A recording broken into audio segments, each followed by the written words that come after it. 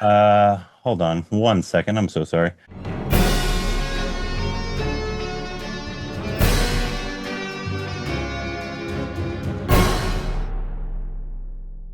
How are you? I'm good. I'm good. I'm good. How are you? Good, man. It's Where do you guys record from?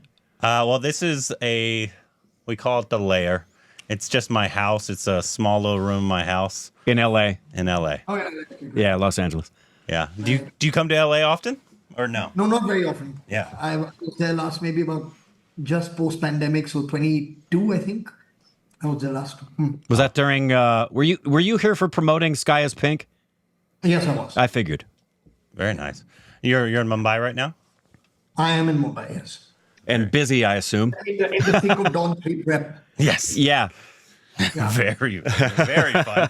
Well, thank you so much for coming on. We've My pleasure. been a early. fan of yours for a long time. We've been doing the channel since 2019. Yeah, early, the beginning of 2019. 2019, Right. and we've now seen over 600 Indian films. Yeah, I'm really intrigued as to what got you into like watching Indian films. Well, it's actually your star of Dawn 3. Well, his film at least. It's a combination of him and your sister.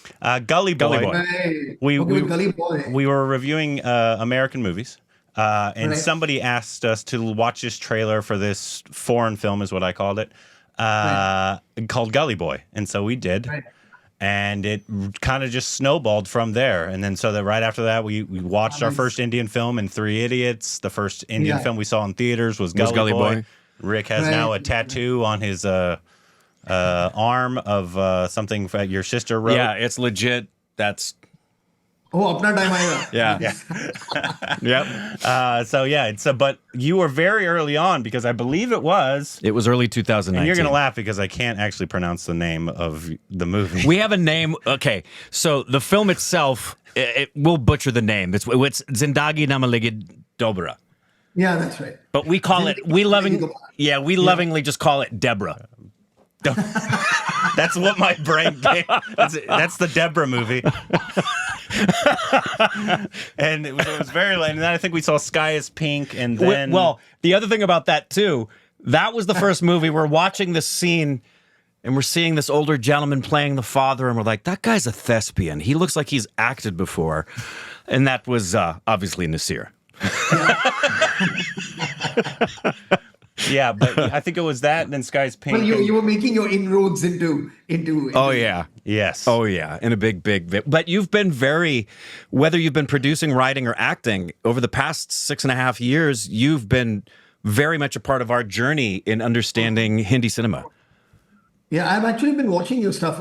Someone first showed it to me when did you all do? I think you all did a piece on Bhag Milka Bhag. Oh, yes. Yeah, Very and much so. That was the first time somebody sent me a link, and then I went and saw like all the other stuff that you did, like speaking about other films, Gully Boy included. Yeah. Yeah.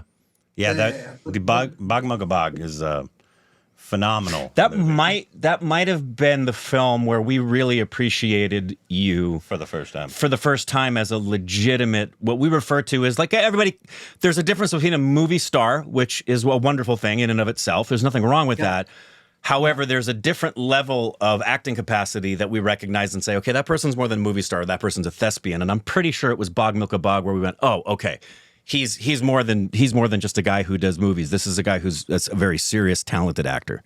Yes. Thank you. I appreciate it. Oh, And of course. I think you're the Bollywood all-rounder, I think. Because you do everything. You're the director, you're an Yeah, actor. I'm beginning to regret it now. Yeah. you're director, actor, writer, producer. Do you do crafty? Do you do crafty? Yeah, you do craft services? No? Wardrobe? Anything?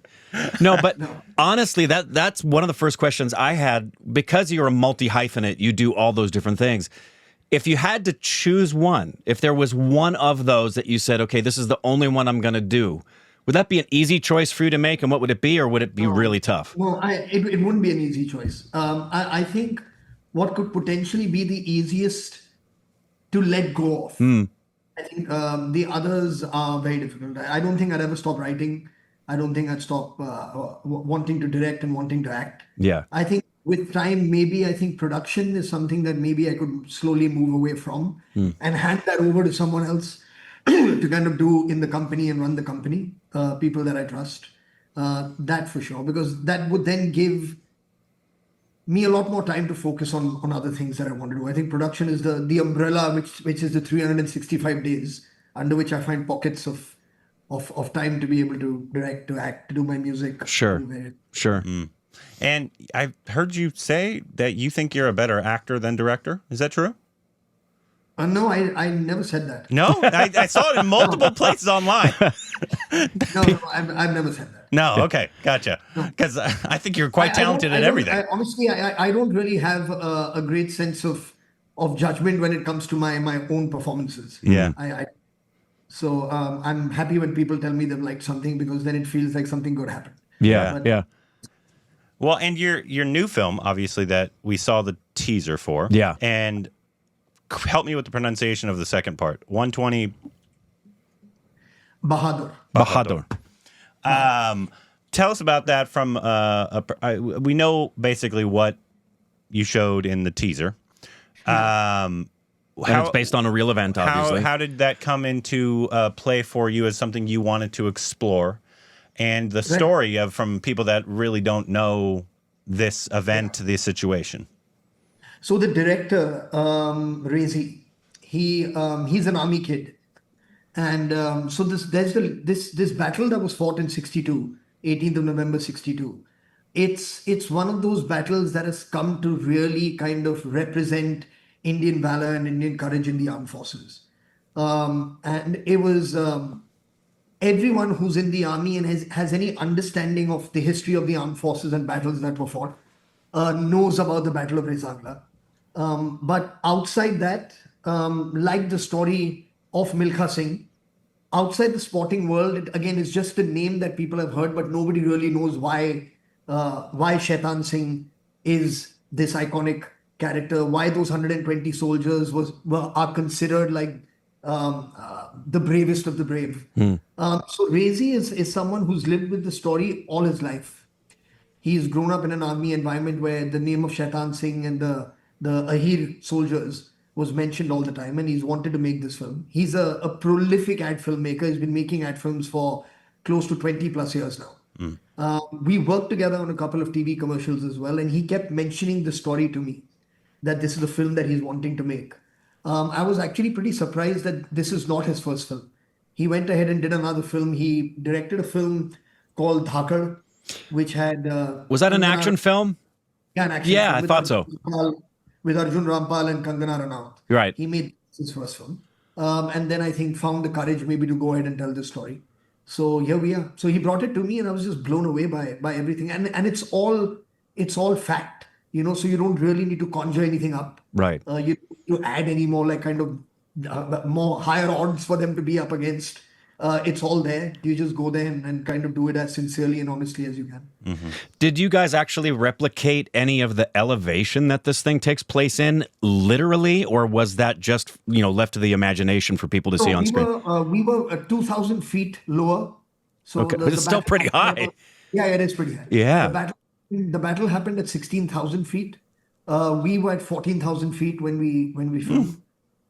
So yeah, we really went the whole hog in terms of the experience for sure. Yeah. We avoided, apart from like the blood spurts and the gunshots and maybe some additional snow that you'll see, everything that you see is shot on location. We haven't done any green screen work. We haven't done any of that stuff. So everyone's kind of really had a lived experience of making this film. That's awesome. And this, correct me if I'm wrong, is this the second time you've played a real person after Bag Milkha Bag? No, I played Niren Chaudhary in Sky's Pink. That's right. That's right. How does the process for this character or this person differ, and how are they similar, or is it just completely different experience from the real person you were playing in Bag Milkha Bag? The preparation is different. Yeah. In terms of the physical prep. Yeah. It's different, and again, just getting into army protocol, understanding that world a little bit more. I did have some foundation of Laksh, the film that I directed many years ago. Yep. Mm-hmm. We've seen it. So I had an understanding because of that film Sure. of how it functions. So that helped me tremendously. Sure. But once in there, it was just mentally, emotionally, physically preparing myself to be up in Ladakh and shooting for those 60, 65 days that we were up there. Yeah. Because that was going to be the challenge. We had read enough here. I'd spoken with Shaitanji's family. We met two of the surviving soldiers who were still alive. We even interacted with them. So we got a great sense of what the time was like and what that battle was like from all of them. And then it was just preparing myself to go ahead and do it. Do you approach each role with a similar type of process, or does it really change depending upon the role and the type of film for you? As I'm thinking just solely as an actor, when you're preparing to portray these characters, is your process somewhat the same, or does it varies depending upon the need? Yeah, it does vary depending on the need. Like for example, in Deborah, It's taken over. It makes me happy you're calling it that. in Deborah, there wasn't much prep needed. Honestly. Sure. I mean, the three of us just hung out. Yeah, you just show up and have fun. Yeah, we went out a couple of nights in Mumbai so we could get it. I mean, Ritik and I know each other really well. Sure. Yeah. Apart from working together, we've been childhood friends. Yeah. Abhay and I really got to know each other on this film. So we spent a lot more time together. And it was just, we went and hung out and had a great time making that film. That was a very similar experience like on a film like Rock On as well. There was no media prep. Right. That was for Rock On. But with films like Bhag Milka Bhag, Tufan, Sky is Pink, Yeah. and now of course this one. I mean, it needs a very different approach. Sure. Like you feel a little bit more responsible with what you're taking on. Sure. When you are in a film, and let's say you're just acting in it, or you just wrote in it, let's say, do you ever have a hard time not taking off your director's hat? While you're on set with the other director, not saying you just do anything, but like, do you have like a hard time like questioning sometimes their choices ever? Not really, actually. Yeah. I do speak up if, as an actor, I feel something is not feeling organic. Speak up. But I mean, it's the same thing when I've directed. I mean, I've had actors come and ask me like, why am I doing this? Why am I doing this? What's his motivation? Yeah. So I mean, that kind of stuff. I mean, that happens. Yeah. But anything else that's character related, script related, or any discussion, it's all happened so much in prep now. Yeah. That by the time you're on set, everyone's on the same page. So it's very rare that something comes along where you're like, what am I doing? I have no clue what's going on. Yeah. I mean, at the most that could happen if a conversation regarding what the environment will be like when we get there has not been discussed in detail. That potentially could lead to some conversations there. But nothing apart. But not in terms of why are you setting the camera up there, or not that kind of stuff. That's not my job. Yeah. Did you have, as producer, because obviously it changes from film to film, but when you're producing and acting in something like this film, did you have a very involved say in, example, casting, or did you leave that up to your casting director and director and just trusted them to make that choice? No, we do leave it up. Not just me. That's Ritesh and myself, as partners. We do leave it to the director, because I think that there is an understanding of what he or she would like the character to be like. That's a lot more understood to them than it is to producers who maybe read the script a couple of times and have. I mean, we'll share our thoughts on maybe who we imagine could be great to do it. But on this film in particular, on Ek So Bees Bahadur, there is a huge number of debutants in this film. So it's almost, I would imagine, maybe 6 or 7 of the characters who are featured very, very strongly in the film are pretty much debutants on film. Some of them have done some television work before, but everyone's kind of making their debut. So it was great to work with this. Oh, that's great. Yeah. On the film. And that director and the casting director completely. Yeah. How much say does a director have in the final cut of a teaser or trailer of a film, and does it differ if it's like a big studio production versus a smaller? Rezi was completely involved in approving the trailer. I mean, usually what we do is we send it out to 3 or 4 different places. Yeah. you know, who can create something than the one that we feel is most effective in telling the story the way we'd like to. We work a little bit more with them. So, but that's a combination of the producers and the director working together Yeah. with that team. Yeah, So it's completely. We were wondering about that because that's how it's done here in Hollywood, is that you have, whether it's studio or independent, there's multiple companies that you send out and say, hey, make a trailer for us, and whoever makes the best one gets the job. Yeah. It's that exact same way. Yeah. Is there, of the films that you've done, and obviously with any project, there's parts of you that you leave in the project, and it has a little space for you, and it's almost like songwriters talk about this way. It's almost like a child.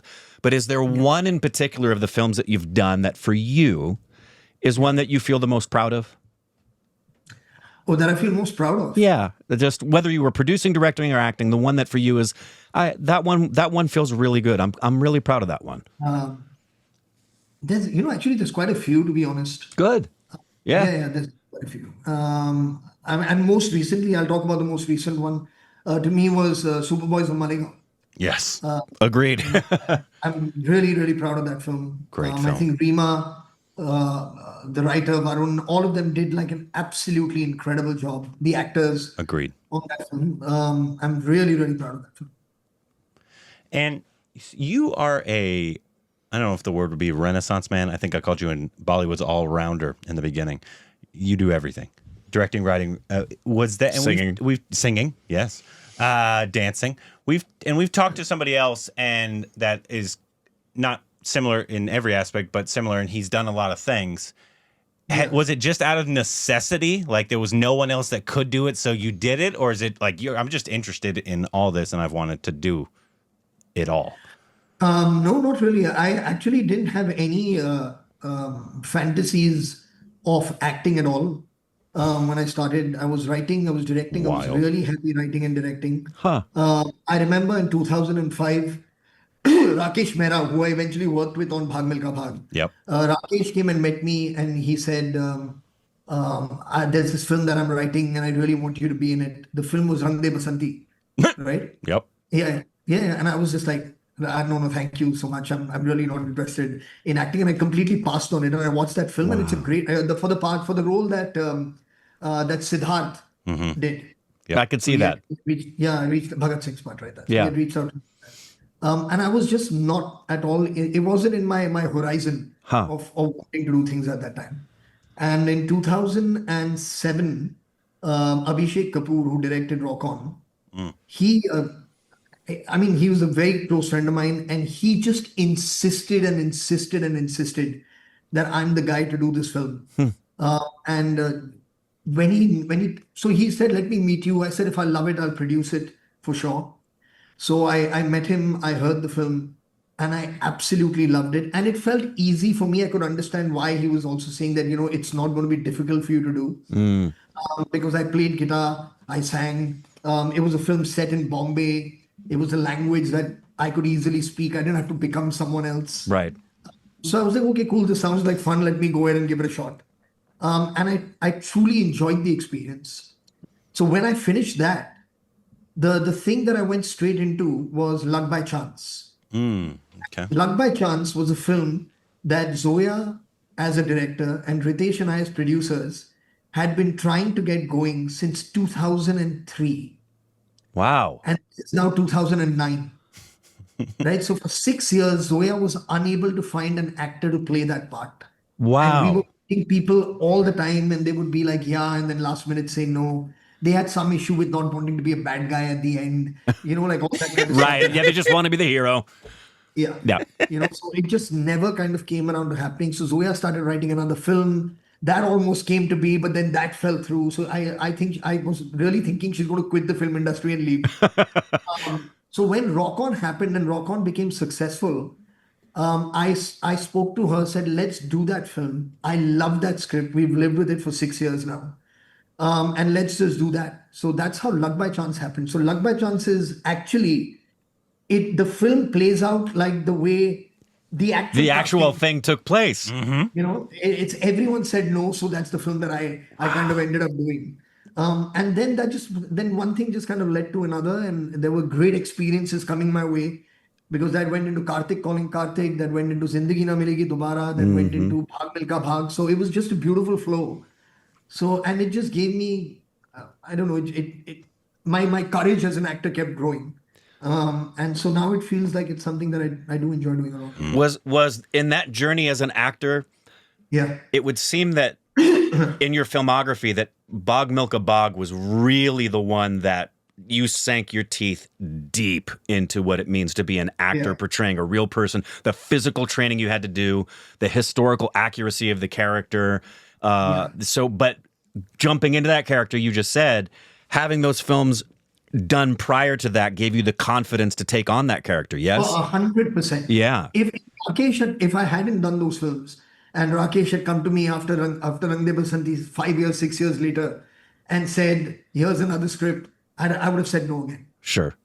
If I hadn't done those films. Sure. There's no chance I would have taken that role. Sure. That's wild. Well, I'm glad that worked out because I can't imagine anybody else in Bhag Milka Bhag. Well, yeah, I was thinking about, because obviously we've talked about it on the channel in terms of there's a lot of actors turned director. There's quite a few, but in terms of the other way around, director turned actor, there's not as many. I don't actually know why. Maybe you know. But you are absolutely one of the best one of them in terms of the. I mean, I think you're sure a director, writer turned actor. I think Basil Joseph, Anurag is now doing a lot of doing a lot of acting. He's really good. Yeah, he is. Why do you have a theory of why there's not as many director turned actor as opposed to? I know why the reverse is. None whatsoever. Yeah. Yeah. Now, did you said at the beginning, are you in pre-production or are you not with Dawn 3? I'm in pre-production of Dawn 3. Okay, great. So that's going to start filming after 120 Bahadur releases. We get into filming that. Yeah. Dawn 3 and Shah Rukh Khan's not in it. God. No, I know. We were very excited. We're very excited. Very excited for Dawn 3. Ranveer. And you're taking it kind of back to its roots, right? You're gonna this is a whole new reincarnation, kind of completely. I mean, it can't be the same story that of course. On from of course. It's like a reboot, a multiverse. Yes. For the lack of a word. That's a word thrown around. Shah Rukh Khan is Doctor Strange. That's good. So yeah, it's a completely new take, a new story. I mean, the character is the same, of course. Yeah. But yeah, that's and Ranveer's going to be amazing. He'll be great. We've seen we saw both of the Dons that you did, and before and that original. we saw the original. Oh yeah, of course. The Big B one. Yeah. We're very, very excited. I think Ranveer is going to bring a completely different flavor to that for sure. to that character. When you prep for something like that, a big action film in that regard, you may do this for all your films. Do you actually storyboard what you want things to look like with your DOP for cinematography, or do you just kind of call the shots as you go while you're filming? Do you mean specifically for the action pieces? Yeah, specifically as you design the action pieces. Oh yeah, the action pieces are storyboarded. Okay. Because it definitely helps even the crew to get an understanding of how the day is going to progress, what shots we're going to do, so everyone can plan ahead. Right. It's really useful, but you have to keep maybe like 10% elbow room, in the day to you're on location and something amazing is happening. Absolutely. Or I don't know, the light is amazing or the sunset's great and you want to turn around and do something. Right. So that you keep that flexibility going for sure. But as much as you can, you do follow a certain a plan that's laid down in terms of a storyboard, a previs of some kind. Yeah. And how have you dealt with things that didn't go right or failure in your career? And has that changed since the come about of the internet? And more people being able to get directly to you. Has your process of dealing with things changed? What the internet's done is it's probably helped creative people develop a thicker skin. Yes, absolutely. It has for me. Absolutely. 100%. You've developed a thick skin, a blind eye, a cold shoulder. You've developed all those things. Yep. But initially, I mean, of course, when you get into anything, I imagine, I mean, you want everything to be successful. You want people to love you. You want people to love your films. Right. And the first time that it doesn't happen, it hits you really hard. I bet. It does. I don't think anyone. I mean, everyone learns how to cope with it and everyone learns how to deal with it because, I mean, eventually you do realize that life moves on and you can't like keep hanging on to that. Right. As you can't keep hanging on to a prior success either. Mm-hmm. I mean, move on from that as well. But it is difficult and because it I don't know, somehow it makes you question whether you still have it. Sure. Do you understand it? All those questions do come up in Yeah. your mind, and you have to somehow, I don't know, just find some way of putting that aside, finding that instinct again, believing that instinct again. Yeah. Because that's the thing that you start questioning. You know, I went with my gut on this and it didn't happen or it didn't work. Right. Should I trust that again, or should I get a committee of people to come in and sit with me and hear a script? Yeah.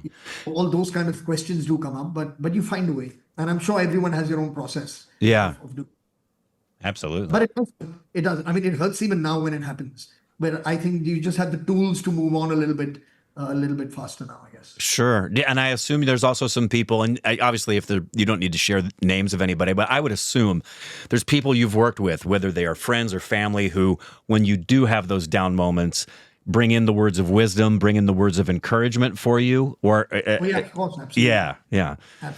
You know, I mean, I think the one thing that's happened, not by design in my life, is that my closest circle of friends have nothing to do with the film industry. And it's been this way for the last, these are friends that I've had now for 35 years, 36 years of my life. And it's a big group of friends. We're like about 25, 26 of us.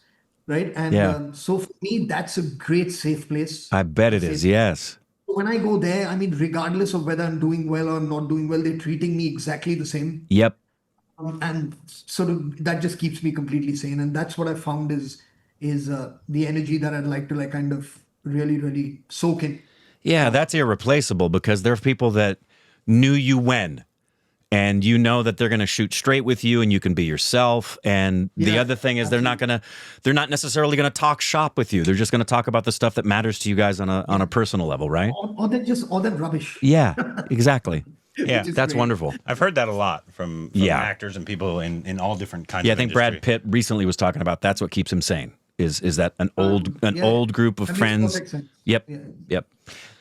Speaking of personal things in that regard, you've been very, very active throughout your whole career with human rights activities of various different natures. And I didn't know if there was anything presently solely to inform the audience that's listening to you. Is there anything you're doing right now that you would want us to be aware of that you're currently involved in? It's very possible you're so involved with your productions right now that you're not as involved with those things. But is there one in particular that you want us to know about that means a lot to you?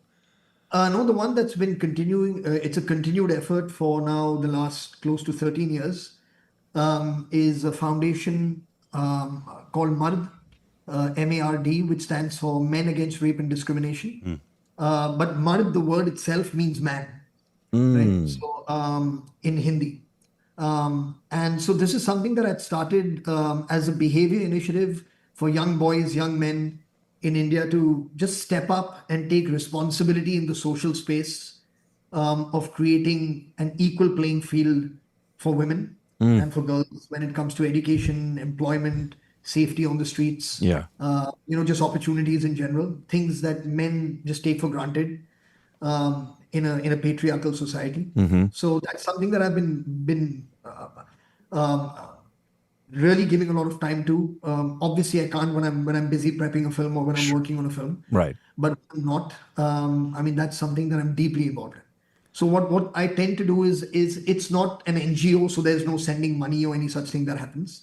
It's really just my time, and I associate with other NGOs. Like we did a thing with, for example, with Google, which was an initiative to help get 50 million women online. Wow. So that they could get online and basically skills that they have, domestic skills that they have, they could create employment opportunities by creating online businesses for them. That's awesome. So that's kind of stuff that we keep doing, apart from going to universities, going to colleges, speaking to young students, and just kind of talking to them what this is about and what are the parameters that they can base their concept of masculinity on. Because there is such a thing as toxic masculinity, Right. where it's all about, I have to get what I want and I don't take no for an answer, and men don't cry and men don't show their feelings. And this is something that all of us have grown up with. And, you just talk to people and be like, listen, it's okay to have, to be in touch with the feminine side as well. You don't have to like so hard that, like you don't have that empathy anymore for things that are around you. So it's basically that, yeah. Yeah. And do you find that also, because I think it does, and what we've seen of your performances and the things that you've produced, that carries over into your artistry as well, that those are some of the messaging you like to have in your storytelling, is that the reality of who people are, especially men being able to be vulnerable, even something, I mean, there's quite a bit of vulnerability in a fun, happy film like Deborah. That has a lot of male bonding and deep emotional connection. Yeah. It does. And it is important. I mean, again, without it being preachy, right? I think if the messaging can come through in the storytelling and just in the way the character is, right, that's always amazing. I think the closest that we came to really having a talk about it in a film was in Dil Dhadakne Do, when one of the characters says, "I've allowed her to work." Right. And the guy speaks up. Oh, and that was a says, great film. Yeah, I love that film. So that's the closest we've come to really like speaking on the nose about something. Yeah. But in terms of just the depiction of women in film, the way the male characters are with the female characters in the film, those kind of subliminal impulses, the subconscious of, when you're watching a film, there's something going on a conscious level, and also you're imbibing certain things on a subconscious level. Sure. How does a man treat a woman on screen? And especially when he tells her he loves her and he cares about her. Right. I'm not talking about the villain of the piece. I mean, there's a reason why that guy's called the villain. So those things are important. So which is why, to me, when I watch films that are demeaning, degrading, we already have a society that kind of is that is partially sick with this stuff. Yeah.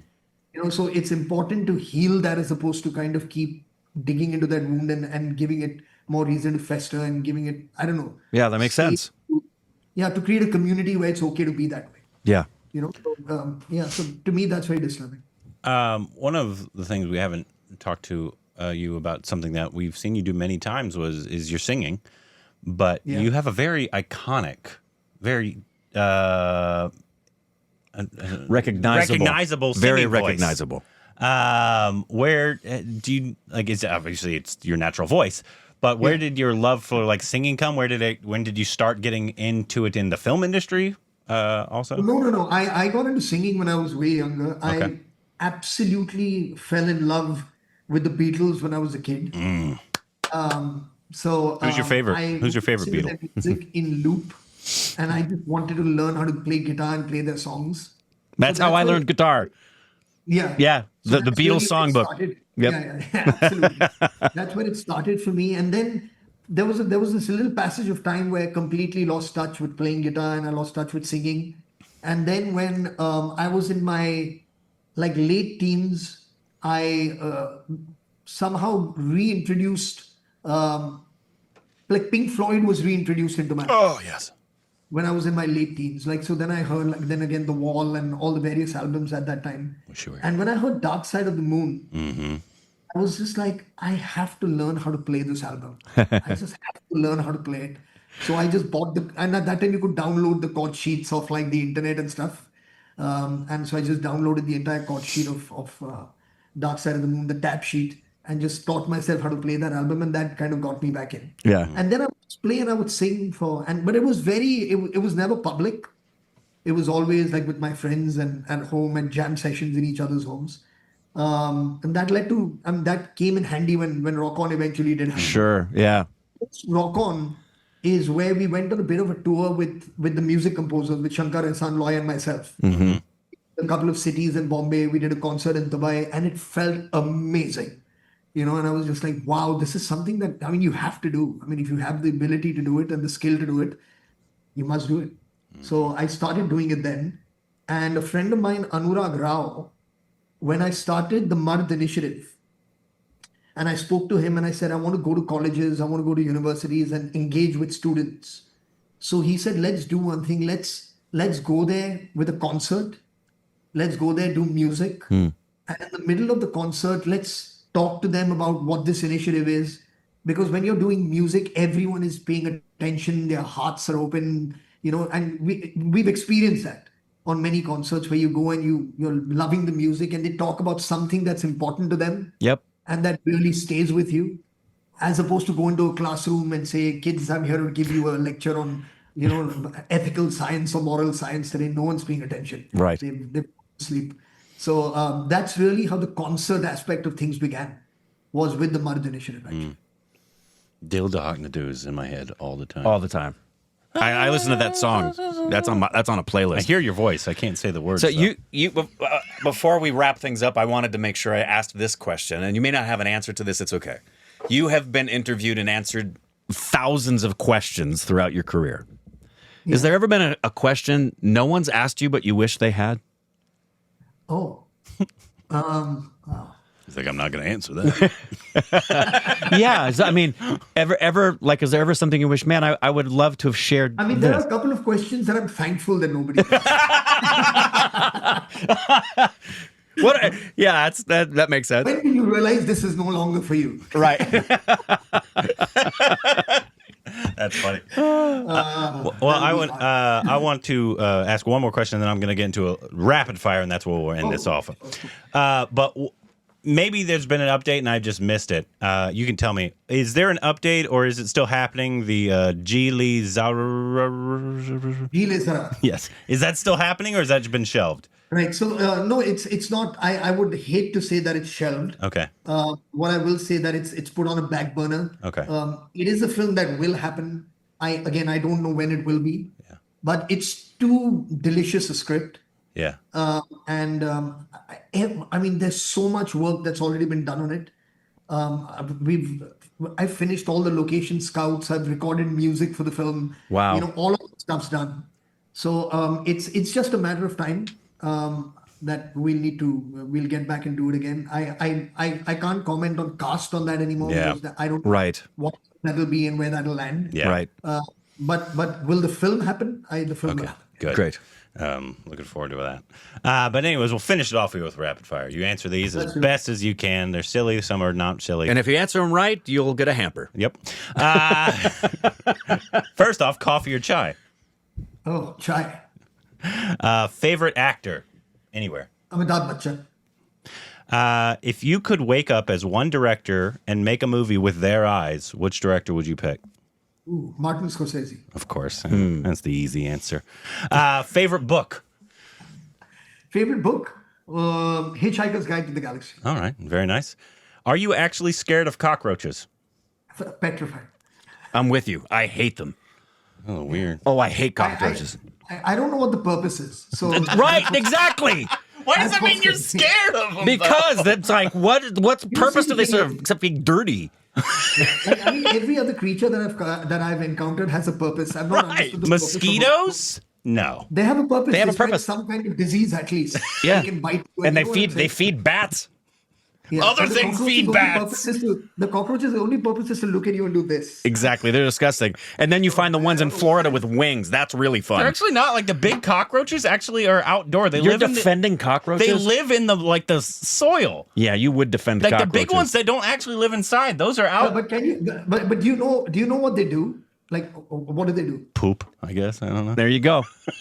Maybe that's why you like them so much. What do they do? Do you know what they do? No, exactly. That's not something. It's when I see a creature with no purpose, I get very suspicious. I'm with you. Don't talk about Rick like that. Best dancer in India. Ooh. Best dancer in India. Oh, you mean in film? Oh, yeah. Yeah. Sure. Yeah, Let's do that. use that Let's because do that's what everybody's reference would be. Hrithik Roshan. Rick. But I know you guys. I've heard that you are. I know you are a very good dancer. Could you beat Hrithik in a dance battle? No, I'm not as good at choreography as he is. But are you better at dancing? Yeah, but are you better at I'm dancing? just better at doing my own thing. Okay. We need to see a dance-off contest. Isn't everybody better at doing their own thing? That was Yes, absolutely. Favorite food? like cuisine, I think Japanese. Okay. Favorite Hindi movie ever? Ooh. Favorite Hindi movie? That's a tough one. Or a couple that you really like? Yeah, a couple. I think Diwar Yep. Seen that would be one? one. Vyasa Seen that one? would be another. Ganga Jamna would be another. Qayamat Se Qayamat Tak, Amir's first film. I haven't seen it yet. Yeah, we have not seen that for yet. Oh, you must watch that. Yeah, It's yeah. really, watch that one. it's really. And go ahead. And Udan. Udon. The one Udon? with the boy and Ronit Roy, father and son. They live in a I think we have. some kind of a railway colony in Jamshedpur. You guys let us know. Anurag Kashyap had produced it. Vikramaditya Motwane's first directorial film. Okay. You guys let us know if we've seen it because I'm, as you know, bad with names of Hindi or Indian movies. Yeah, really good. And lastly, if you can, teach us a Hindi word, please. Oh, Any word. It could Yeah, be, it could like be a favorite silly. word you have. It- Silly word. I know a lot of curse Deep. words. Yeah. And so like a Nithya well, I Menon. think a nice word that you can use is Beshak. Beshak. I've heard that word. Beshak. Beshak means without doubt. Beshak. Beshak. Beshak. I like that. Idiot. Yeah. So if you agree with somebody, then you agree with me, you can be like Beshak without Beshak. no Beshak. questions asked. I like that. I like that. Beshak. Thank you. I'll remember that forever. Yeah. Well, thank you so much for sitting down with us. Well, like I said, we have appreciated you for probably since the beginning of the channel, for all your artistry, not just your No, acting. not just, I absolutely, I mean this from the bottom of my heart. I truly enjoy watching what you guys do. Oh. So when they reached out to me and they said that our stupid reactions would like to speak to you, I was just like, yeah, I'm looking forward to it. Aw. Well, thank you. hopefully it was fun and not stupid enough for Yeah, you. because No, that was great. I mean, we're hopefully you know, as silly as we are and as ridiculous as we get, at the bottom line, like you asked at the beginning why we did Indian cinema, Yeah. it's because of the artistry being so good. Because in our hearts, we're actors and we love cinema and we love film. So at the end of the day, what matters to us is spreading the news about incredible artists and incredible works of art. And the reason you've been a part of the channel for so long is because you've just consistently put out stuff, whether you were producing, writing, singing, or acting, that we've really enjoyed. So for you to be what we consider to be one of the dose that we've been able to interview has really been an honor for us. So thank you. Thank you. And we all appreciate it. Thank you. Yeah, Of thank course. you. And best of... You guys travel to Mumbai ever? Oh, yeah, yeah. we were there in 20. Actually, I think you were finishing, because I saw an interview. I think you were just finishing Tufan, because we were there the day before. We were there from March 10th to March 20th, the day before India got Right. shut So down. Yeah, just before it shut down. And we were there when we were in Mumbai. We interviewed Nawazuddin Siddiqui. We spent some time with Vishal Bhardwaj, and we went to a couple of other cities. And before that, my wife, who happens to be here right now, she's being very quiet over there while we're doing the interview. My wife is from Calcutta. Oh, is she? Yeah, so I've been there a couple times as well. Oh, wonderful. But Yeah. yeah, we went. We were there. We You know, loved when we Mumbai. finished Tufan, the last thing that we shot in Tufan was when I put on all that weight. Yeah. Yeah. And I had this plan that we finished filming on the 17th of March is when we finished filming. That's and I towards had when we this left. plan the next 3 months I'm going to be in the gym, hit the gym, and just like kind of lose all this weight as quickly Oh, I as can. fast as you The could, longer right? It stays on, the tougher it gets to take it off. Yep. Yeah. Then I got caught in that lockdown for like months Oh no. where you couldn't even step out of your house and go for a Right. walk. So were you just like doing push-ups and sit-ups at home as much as you possibly could? How many can you do? I know. Like, I don't know how many can you. No, do? there's only so much you can do at home. That's why I rejoined a gym after COVID. those were dark times. Yeah, That's hard time. dark times. That's awesome, though. Well, once again, I appreciate you sitting down with us, man. It was a pleasure talking to you, and I hope Oh, you have. thank you. I hope you have a great day, man. Absolutely. Okay, thank you. Have a good one. Bye bye. Bye-bye.